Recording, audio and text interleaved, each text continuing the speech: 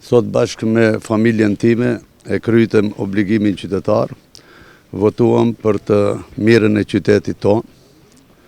Sot është një ditë e veçantë, ditë e bukur, ditë e rëndësishme. I ftoj të gjithë qytetarët të dalin të votojnë.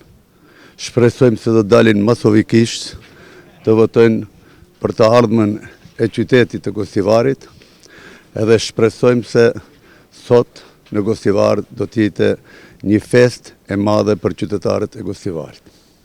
Kush janë informacione që po i merrni nga terreni, si po zgjon procesi zgjedhor? Po procesi zgjedhor, sipas informacioneve të mia, zhvillohet normalisht, qytetarët dalin të votojnë.